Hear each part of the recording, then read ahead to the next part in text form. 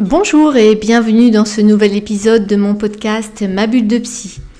Je suis Florence Davigny et chaque vendredi je réponds à vos questions. Les questions que vous vous posez sur votre vie de couple ou sur vous-même. Alors n'hésitez pas à m'envoyer un email si vous souhaitez que j'apporte une réponse à votre problématique actuelle. Vous trouverez mon adresse mail en bas de ce podcast. Chaque épisode est une invitation à réfléchir à votre difficulté et à mettre en place de nouvelles actions, de nouvelles habitudes pour pouvoir apporter des changements positifs et significatifs dans votre vie. Si cela vous plaît, je vous invite à partager ce podcast auprès de vos proches qui en ont besoin. Aujourd'hui, je vous relate le mail d'Aline qui connaît des difficultés de couple avec des disputes fréquentes et intenses qui l'épuisent émotionnellement et je vais chercher à lui apporter une réponse éclairante. Voici son mail. Je m'appelle Aline, j'ai 45 ans, je suis en couple depuis 18 ans et nous avons un enfant de 10 ans. Au début, dans la relation avec mon mari, tout se passait très bien, mais depuis quelques années, nous nous disputons régulièrement pour rien ou pour des sujets sans importance. Et ça prend des proportions énormes. Je n'en peux plus car c'est épuisant émotionnellement. J'aimerais tellement retrouver la complicité et la sérénité d'avant. Mais je ne parviens pas à trouver de solution. Je me sens démunie. Bonjour Aline et bonjour à toutes celles et ceux qui m'écoutent et qui vivent une situation similaire. Effectivement, les disputes à répétition sont épuisantes émotionnellement, d'une part parce que l'on y dépense beaucoup d'énergie et d'autre part parce que cela remue émotionnellement puisqu'elles se produisent avec la personne que l'on aime et avec laquelle tout est censé se passer au mieux. C'est dans votre couple, dans le cocon que vous avez construit ensemble, que vous êtes censé vous ressourcer et retirer beaucoup d'énergie. Alors quand l'inverse se produit, c'est extrêmement déstabilisant. Sachez que l'on ne se dispute jamais pour rien. Derrière ces disputes sans raison se trouvent des choses importantes mais qui sont souvent inconscientes et donc qui ne sont pas exprimées. Une parole fait réagir, l'autre répond à cette réaction, on s'énerve, on crie, on hurle pour se faire entendre et c'est un engrenage qui se met en place. Vous avez tous les deux une manière de fonctionner en raison de vos personnalités respectives, de vos histoires personnelles, de vos expériences personnelles et surtout de vos enfances respectives. N'oubliez jamais que derrière ces disputes sans raison se cachent énormément de choses et des choses très importantes. Sortir de ce cercle vicieux peut s'avérer difficile quand on ne parvient pas à comprendre ce qui se joue, quand on ne parvient pas à comprendre le schéma qui est mis en place entre les deux partenaires. Derrière ces disputes sans raison, le problème d'estime de soi peut donner lieu à des disputes avec des proportions importantes si l'on ne prend pas conscience de ce qui se joue en soi et de ce qui se joue chez son ou sa partenaire. Pour en prendre conscience, il convient de mettre des mots sur ce que l'on vit, sur ce que l'on ressent, pour ensuite réfléchir ensemble et mettre en place ensemble une nouvelle façon d'agir lorsque une difficulté identique va se reproduire.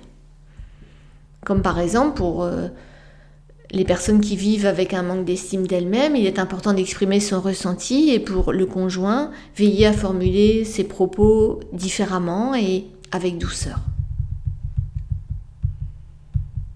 Les disputes peuvent prendre des proportions importantes lorsque l'on se sent dévalorisé. Si l'un des deux partenaires a des problèmes d'estime de soi, il peut surréagir à des phrases qui semblent a priori banales. Et si en plus ces phrases soi-disant banales ne sont pas dites selon la forme la plus adéquate, alors la dispute va démarrer. Parfois même, l'un des deux se sent dévalorisé parce que, sous le coup de la colère, le ou la partenaire va être maladroit ou maladroite dans ses formulations ou va dire des mots qui ne seraient pas employés en période de calme. Alors veillez à supprimer ces phrases que vous ne diriez pas en dehors des disputes ou en dehors des périodes de colère. Et à la place, veillez plutôt à adopter un dialogue constructif, c'est-à-dire qui va vous permettre de résoudre la difficulté.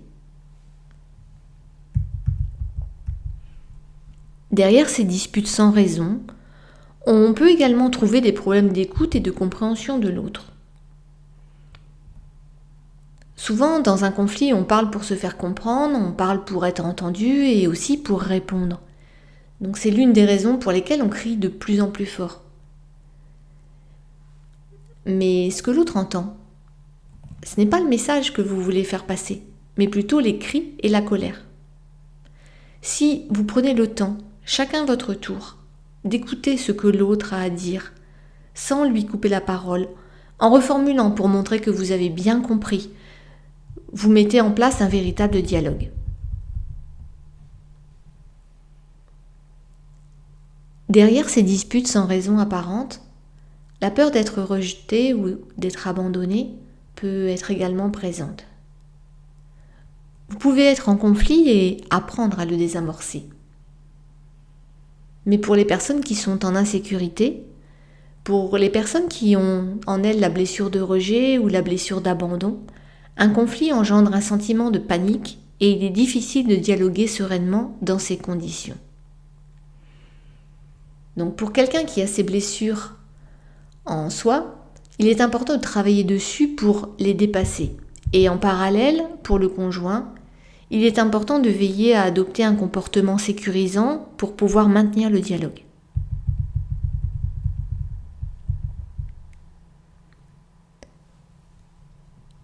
On peut aussi trouver derrière ces disputes sans raison apparente la volonté d'avoir raison.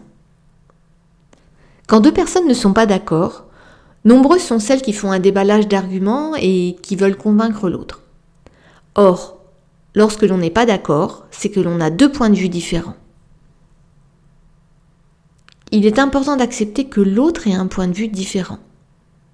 D'ailleurs, pourquoi l'opinion ou l'avis de l'un aurait plus d'importance, aurait plus de poids que l'opinion ou l'avis de l'autre ? Si vous voulez avoir raison, c'est que vous considérez que l'autre a tort. Vous n'êtes plus dans le dialogue, mais dans une relation gagnant-perdant. Cela signifie que l'autre est frustré, alors qu'il est important que chacun y trouve son compte pour préserver la relation. Il est donc important de veiller à instaurer une relation gagnant-gagnant.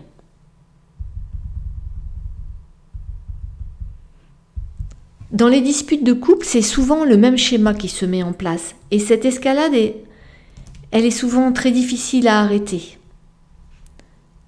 Mettez-vous d'accord en dehors des disputes sur un code à adopter pour faire cesser provisoirement la discussion lorsqu'elle s'envenime trop. Et pour ne reprendre celle-ci que lorsque la situation sera apaisée. Alors quand je dis situation, je parle surtout de vos émotions. Et surtout, pensez à vous focaliser sur le positif de votre relation, sur le positif de votre conjoint, sur ses qualités, par rapport à tout ce que ça peut vous apporter de bien. Il existe tellement de causes aux disputes, des causes qui sont propres à chaque couple. Vous pouvez apprendre à les analyser. Pour cela, veillez à réfléchir à ce qu'il se passe en vous, en chacun de vous, lorsque la dispute commence. Comprendre ce qu'il se passe et vous parler aura un impact important sur votre capacité à désamorcer vos conflits. Je vous invite à mettre en place tout ce qui vient d'être dit.